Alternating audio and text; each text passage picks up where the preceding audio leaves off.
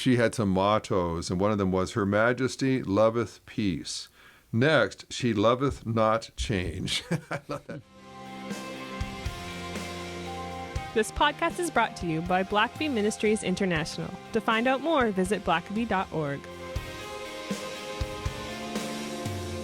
Well, welcome to the Richard Blackaby Leadership Podcast. My name is Sam Camp, and I'm your host, and I'm joined by Dr. Richard Blackaby. Welcome back home, Sam. It's good to be back. Your sojourn to the Great White North. Yeah, we had a fantastic time with Mike and his family in Victoria, the great island of Vancouver, up there in Canada. We spent a few days up there. We got to see his church. He roped me into playing the old guitar on his church band, and he puts all of his relatives to work when they get up there. Yeah, he has a tendency to do that. I've noticed every time I've been there on a Sunday. So. Yeah. I was pruning some fruit trees in his yard, and he's got some nice trees there. He does. I really enjoyed that. So we had a great time.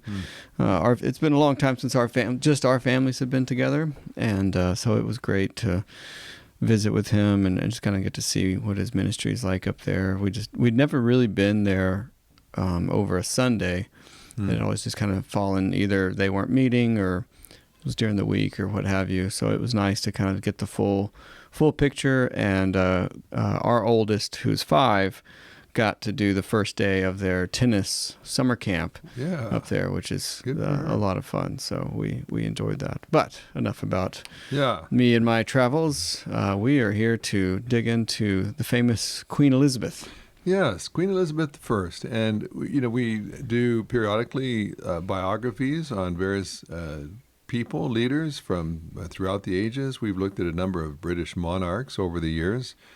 We looked at her terrifying father, Henry VIII, a while ago. Yeah. But thought we'd look at a queen, and particularly in her age, had some unique challenges. She is a very dominant figure, and of course, like all the leaders that we look at, they're all flawed in various ways. Mm-hmm.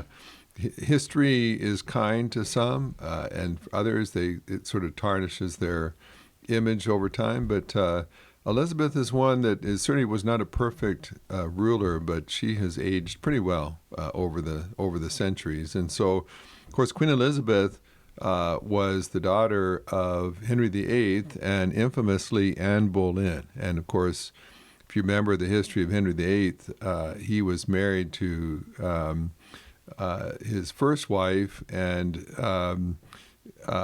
she was only able to produce a daughter, Mary, and so he eventually divorces her and marries Anne Boleyn, his second wife. And she was, some wonder if she wasn't a bit of a mistress beforehand, but he marries her, and then Anne delivers another girl, Elizabeth, and so eventually, Anne Boleyn, whether it was true or not, is accused of adultery and ultimately is beheaded. And Elizabeth is only about 2.5 years old when her mother is beheaded by her father, which is a pretty traumatic experience. Yeah, what a world to come into. Daddy, where's Mommy? Well, we don't talk about Mommy and anymore. Of course, then Henry's going to marry 4 more times, and will have a son finally from Anne Seymour, but his mother will die in childbirth, and so Henry ends up with 3 kids, 6 wives. Yeah, he ends up with 3 kids, and so when Henry finally dies, the son, of course, you always start with the son at that time. Edward, and so he becomes the king, but he's quite sickly and only lives about 5 or so years after becoming king, and dies. I think he may have maybe been pushing about 20 or so years old when he dies, so he's still very young, tragic. But Edward was quite Protestant. He was tutored and led by some of the prominent Protestants of that time. And so he's really leading England more and more to be a Protestant kind of country. but then he dies prematurely, and that much to the horror of all of his Protestant friends. And he actually had put a new will together where instead of one of his sisters becoming the next monarch, he actually said that it should be someone else that was a cousin and that was very strongly Protestant, but it basically it broke all the rules of British law, and so that only lasts about 2 weeks or less, and they decide, no, we're gonna just stick to our normal way of doing things, and they behead this young girl that it wasn't any of her fault. She's just a pawn. These Protestant powers that be just wanted someone that they thought they could keep their Protestant movement going, but and so it causes all kinds of consternation, and they go back to Mary, the oldest child of Henry VIII, but she is a very strong Catholic. Her mother was Catholic, and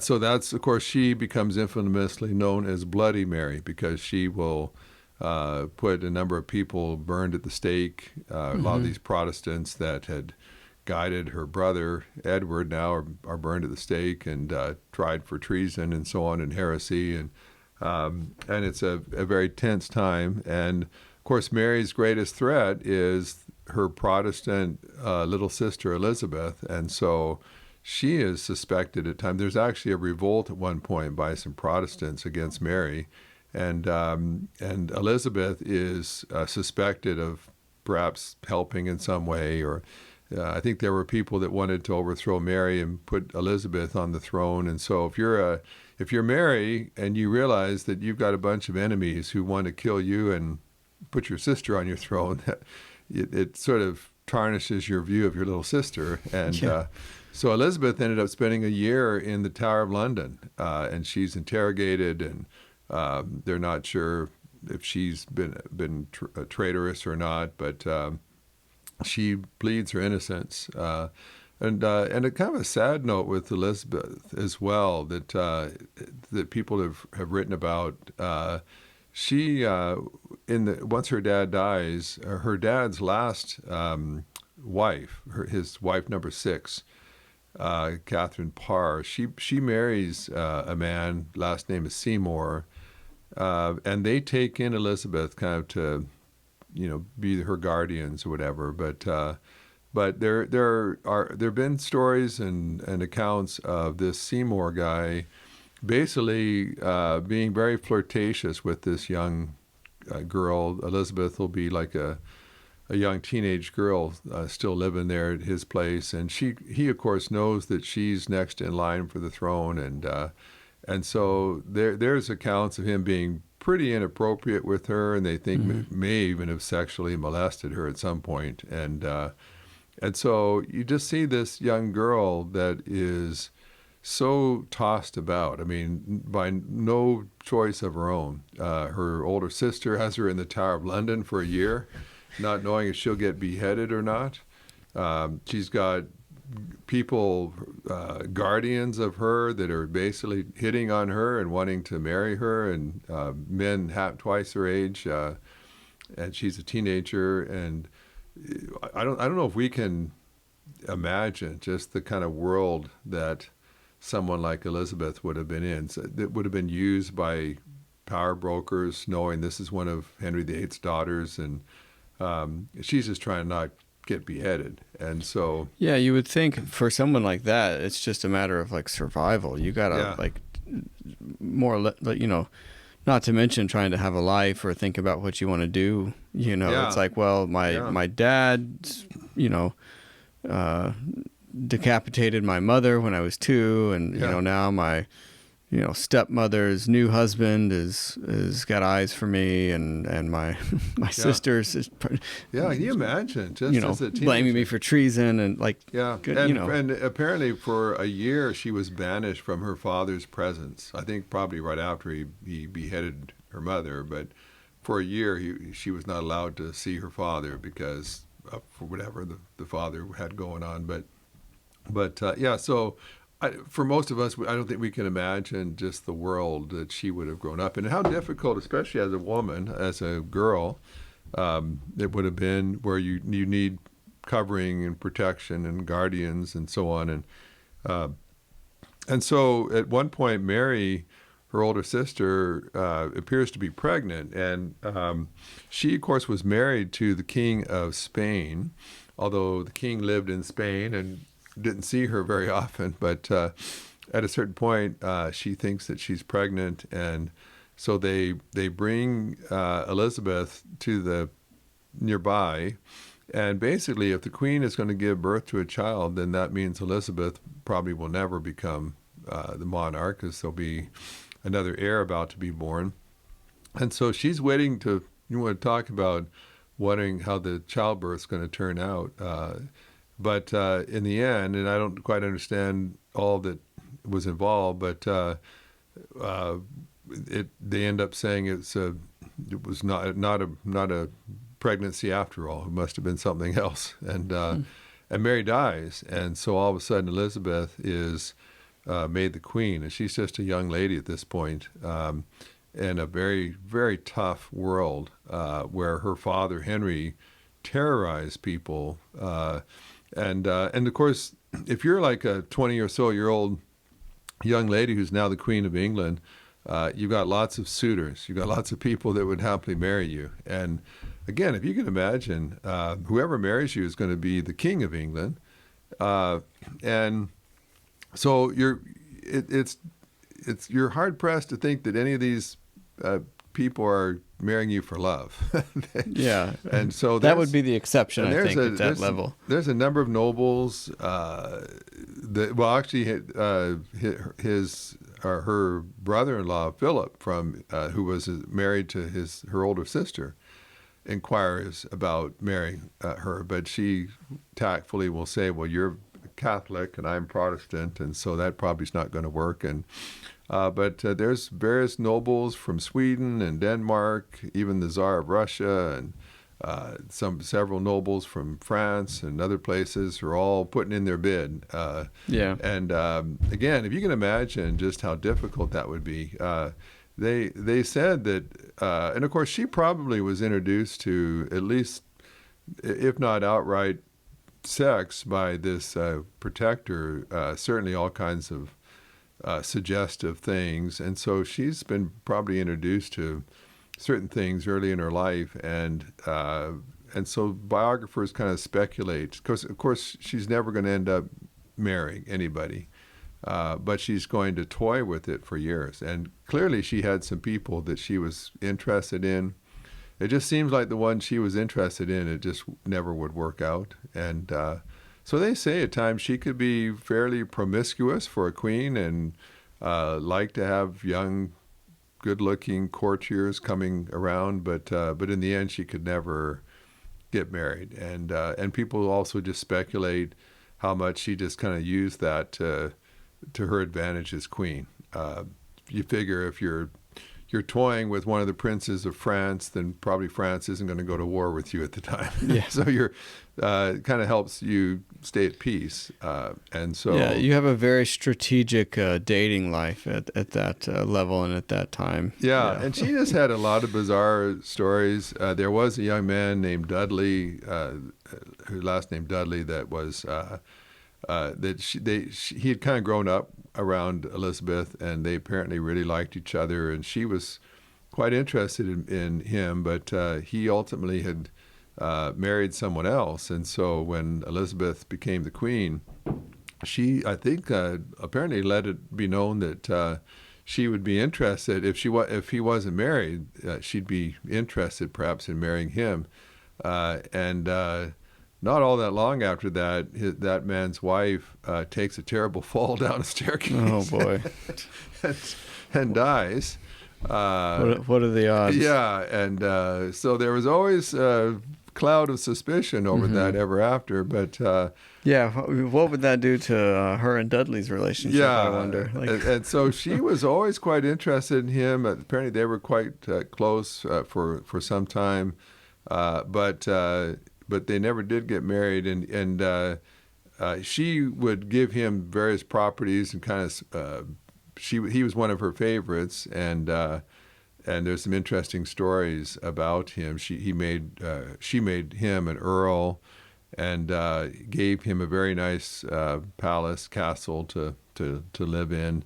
It's quite famously, it's known as Kenilworth, and at one point she came to stay at the castle. He had prepared it for over 2 years for her visit to his castle that she had originally given to him, and apparently she got to her room and looked out and said something about missing the view of her garden back in London or wherever it was she was thinking of, and so during the night the Earl had an entire garden planted outside her window, so that when she woke up in the morning, she'd have a British garden outside her English garden. Wow. Outside her yard. And so, but a couple things about Elizabeth that are just kind of interesting about her, the way she led in a man's world, in a difficult world, and especially if you're the child of Henry VIII, who was such a strong,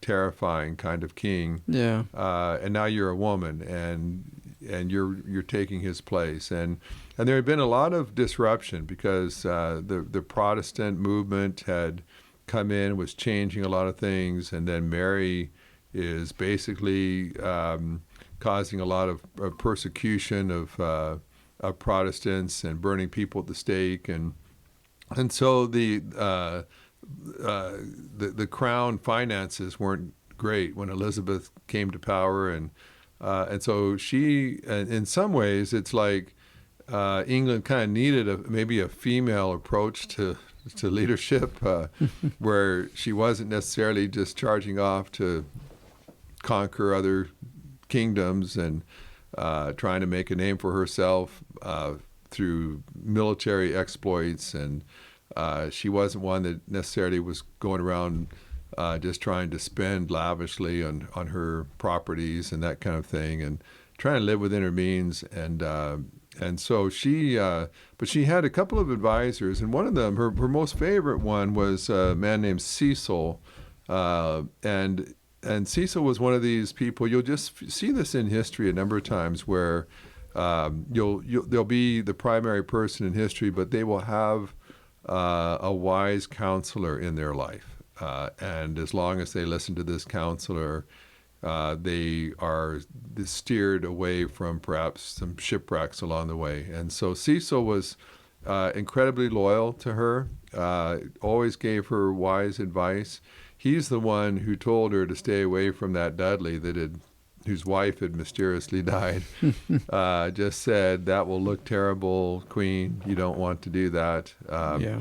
And there were some speculation, scandal about Elizabeth. That Dudley at one point was made one of her counselors as well, and at one point his bedchamber was actually moved right next door to the Queen's bedchamber, and there actually was a time during that period where she became ill and indisposed, and actually was bloated even, and there was some speculation that perhaps she'd been impregnated through the process, and that's what was indisposed her. But there's historians love to debate and argue and speculate all that, but most people feel like in the end that the Queen constantly had people around her. You would have ladies in waiting and so on in your room all the time, basically. Even at night, they'd be sleeping and at your disposal. If you needed a drink of water, you didn't have to even get out of bed. You had people there to go get it for you. And so, but this Cecil had discouraged her from marrying this man, and so he was, and he lived quite long, and throughout most of her reign, she was very much relied upon his counsel, and he just had a way of being, everybody wanted something from her. Everybody was looking for And when you read about that time period, so many of the men that were around the monarch just seem kind of flaky a little bit. They're egotistical. They all want to show off. They all want to make a name for themselves and seek glory, and even if it is irresponsible and so on. And Cecil just doesn't really do that. He's just that sort of the adult in the room all the time that just gives her adult advice and doesn't seem to be self-seeking. And so it's said that even as he became quite frail and old later in life, and of course he'd become wealthy himself just for years and years of faithful service and so on. And but she couldn't let him retire. And it was said that at times, because if you were an aide like that, you would be given rooms at the palace where you lived there, so you were accessible. Of course, you didn't have a phone or things like that. The Queen could just call you, so your chief advisors typically stayed nearby.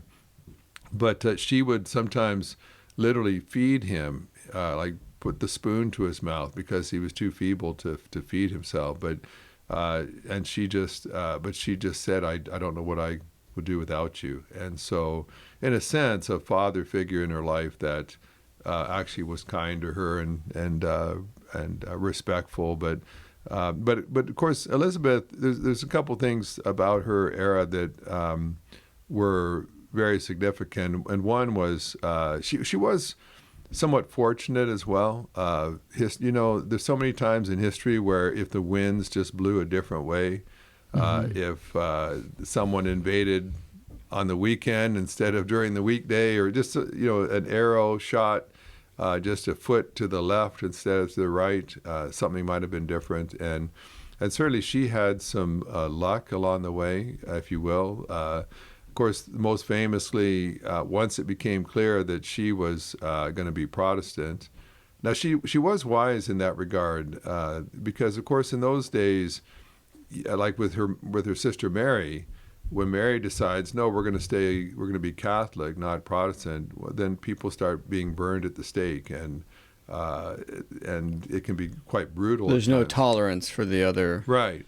It was like it was widely just felt like if you're tolerant, it'll just be like a cancer that just destroys the nation. You have to just root it out, and that was the widespread belief. And so when it comes back to Elizabeth, it's like, all right, is the pendulum going to swing way the other way? Is there going to be a whole new series of people being burned at the stake? And instead, she is much more tolerant. She tries to find a middle road. Historians have said she was Protestant, but she brought a number of Catholic kinds of aspects into the Anglican Church, sort of a middle road where she could try to keep as many people happy as possible, and found something of a compromise.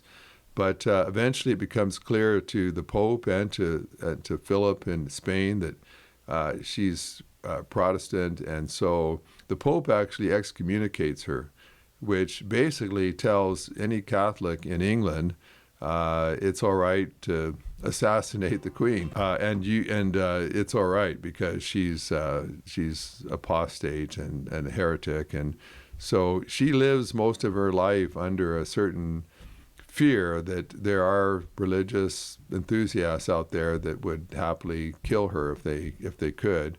And then Philip ultimately decides to invade England, and the famous Spanish Armada is assembled. Spain is perhaps the most powerful country in the world at the time. Probably next to Spain at that time is France, and of course those are both Catholic countries.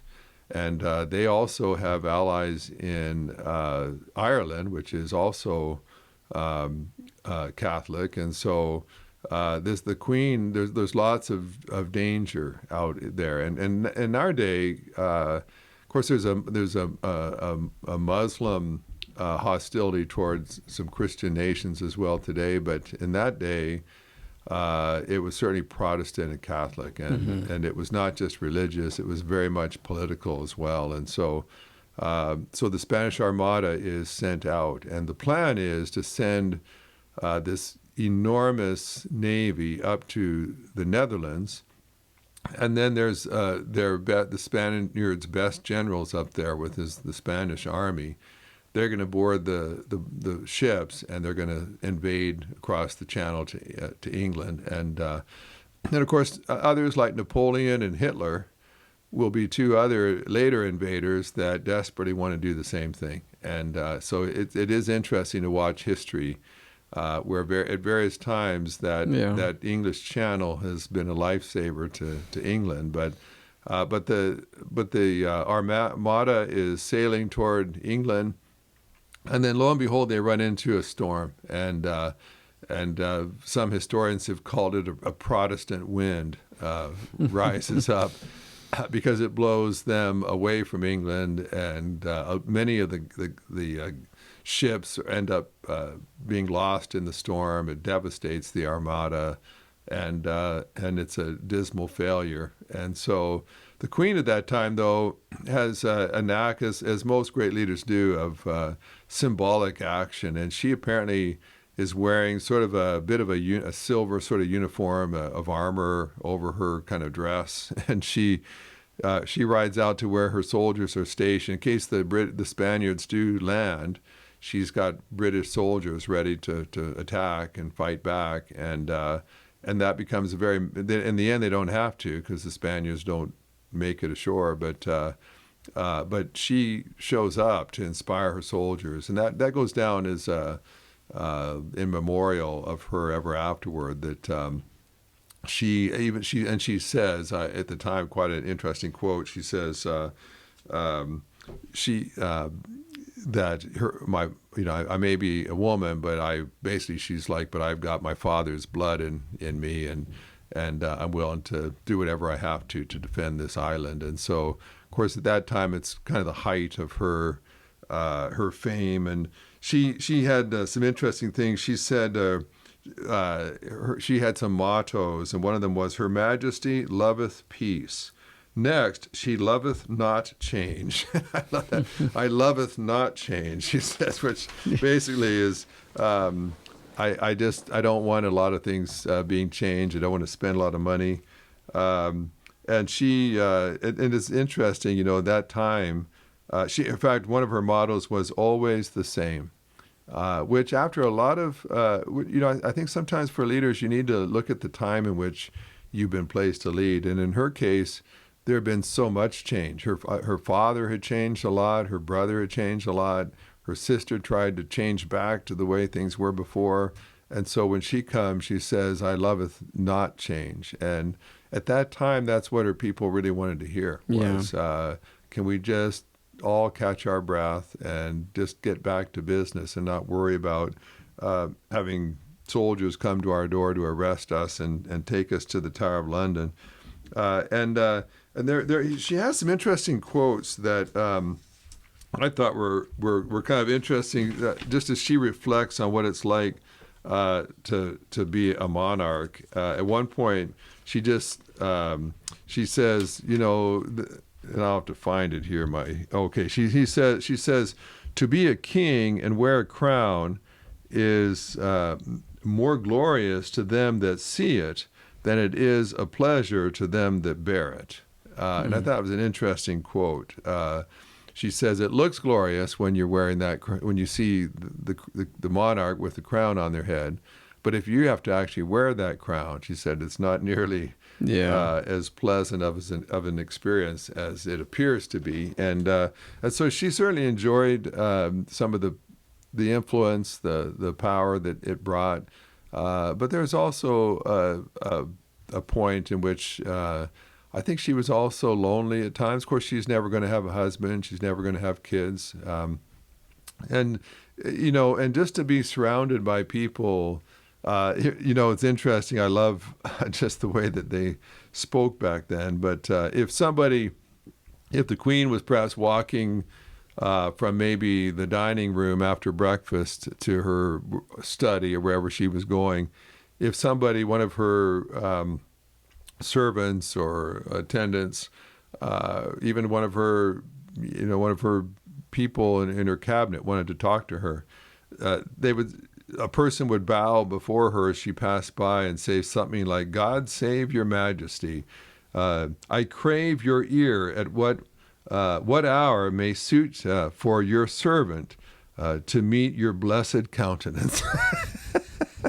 Can you imagine being talked to that way all the time? Not like, is this a hint, Richard? Is this meet? how we need to? Sam, can you just say, God save your majesty, I crave your ear at what hour may suit for your servant to meet your blessed I like that blessed countenance. Blessed You might countenance. want to try to work that in. Yeah, I'll write that down. I'll see if I can't wiggle that in somewhere. Now and of course the other thing, the big, maybe two or three other just kind of big things. One is, of course, this it becomes known as the Elizabethan era.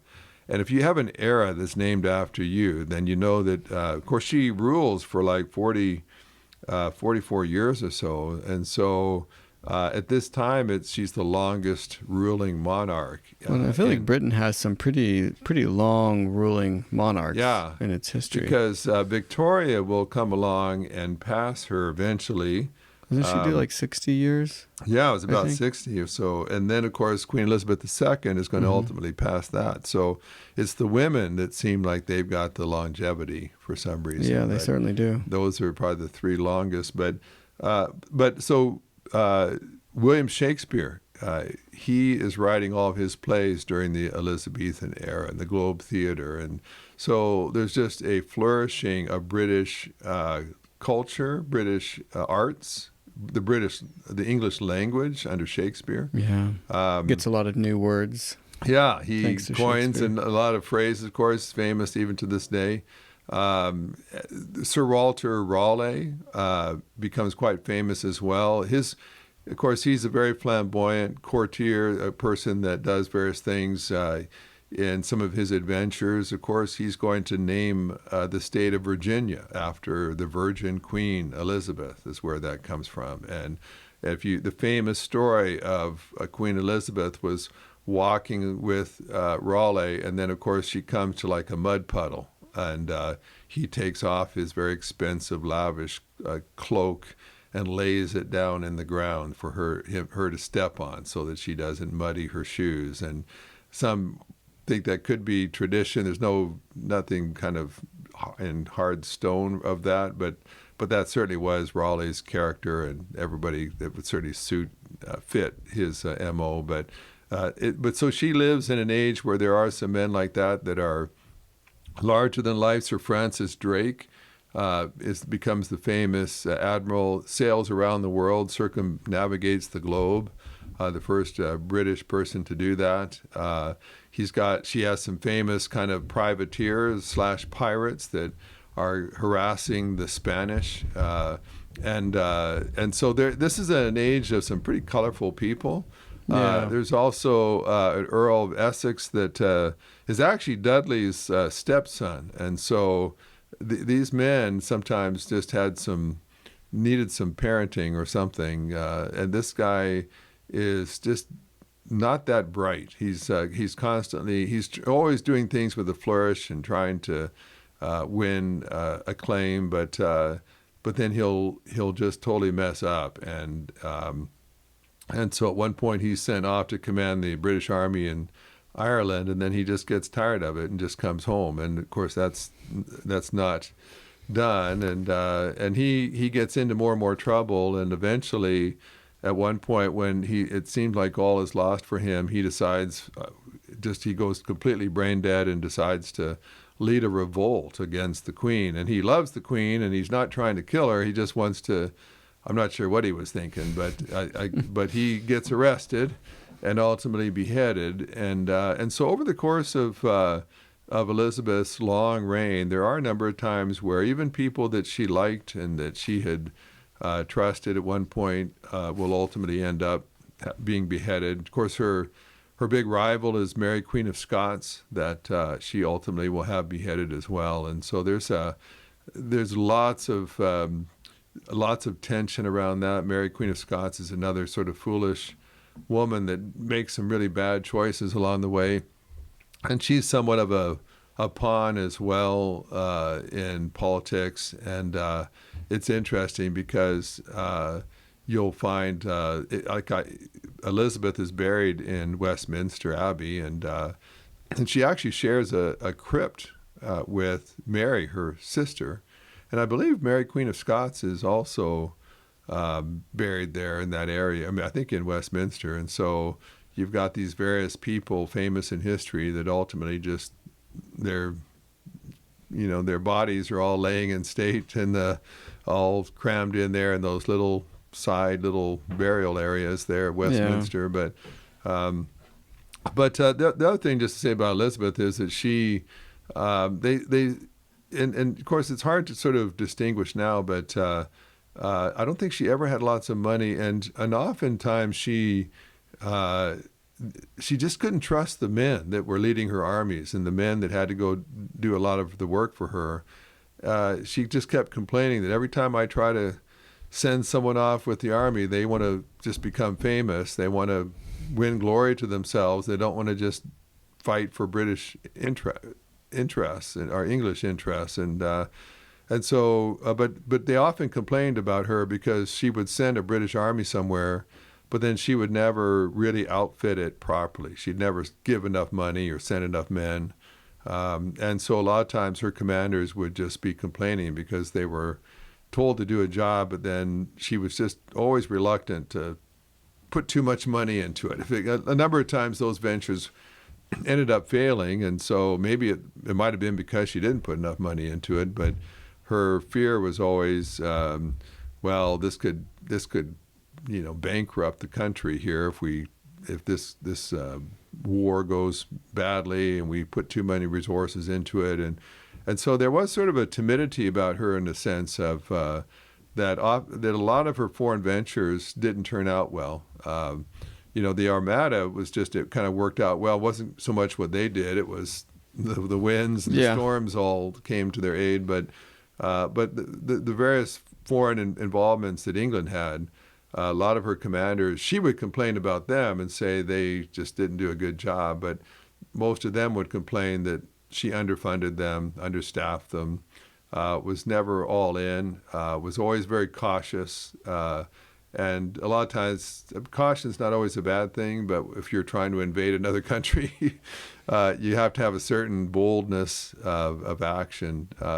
And she was perhaps not best suited for that kind of thing. And so by the end of her life, she'd had some things had kind of gone poorly for her. She had smallpox, and that left her face kind of pockmarked from all the scabs and the disease. And they said that she also loved sweets, and so her teeth had pretty well rotted out over time.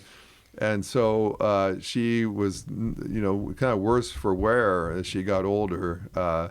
For years, she was really played up as this magical queen everybody wanted to marry, but then, of course, she aged and got older and then got to the point where she couldn't have children anyway, which is the main reason she would have gotten married. And so at a certain point, people just realized that, well, she's probably never going to get married now, and it'd be hard to, whoever would marry her would just be for probably the worst of reasons. And so I think in her latter days, she, and of course she loses some friends and loved ones and various people and her trusted counselors. And so I think in the latter years of her life become somewhat lonely and bitter, and she's, of course, just ailing physically. And so when she dies, there were a lot of people that she, of course, had brought a lot of peace and prosperity to the land, a lot of cultural flourishing. But, when you have someone for a long time, sometimes you think, well, maybe a change is good. Of course, she's replaced ultimately by King James I, which he'll be best known for the Bible that is written and translated in his honor. But as much as people love the King James Bible, people ultimately weren't thrilled about King James himself. Yeah. And as things sort of go south under some of the kings that follow, and then ultimately a civil war takes place, people will look back later on Elizabeth's reign and look at it again with sort of a longing where there was peace, there wasn't civil war, where culture and the economy, other things could flourish. And so As you read about people like that, you realize you can't, you don't get to pick the age in which you lead. Oftentimes, you don't get to necessarily pick all the circumstances in which you lead. You take what's given to you in your time, your circumstances, and then you make the best of it. And I think that's something that just really comes across with Elizabeth. She starts out so many things going against her, even ever to end up in the office.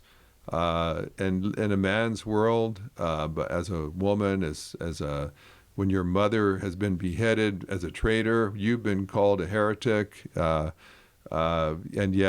people have all tried to manipulate, to exploit you, to somehow navigate through that, where you end up being the longest reigning monarch at that time, where there isn't any civil war, even though it had been very close for a while.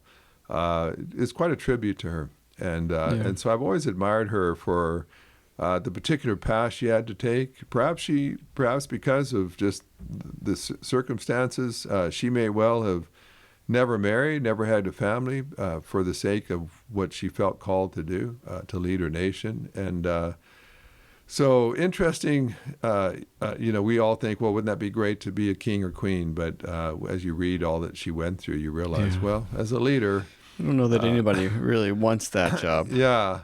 And so maybe at some point we'll have to do one on Queen Elizabeth II, because I guess if I was a woman queen, I'd want the name Elizabeth, because they tend to live and reign for a long time. Yeah, that's true. Well, these are always fascinating episodes, and we'll leave links to the book that you've got here that we took a lot of this information from, and that's Elizabeth the Queen by Alison Weir. Yeah. And Alison Weir has written several biographies. I think she also maybe wrote the one on Victoria that I have, but she's quite a British historian, especially of some of the monarchs and some of the women. And so she's a very thorough biographer, historian, which I always like reading. Yeah. Well, it's a thick book, so it's a lot to read through. So it meets your standard, I think. Yeah, I did.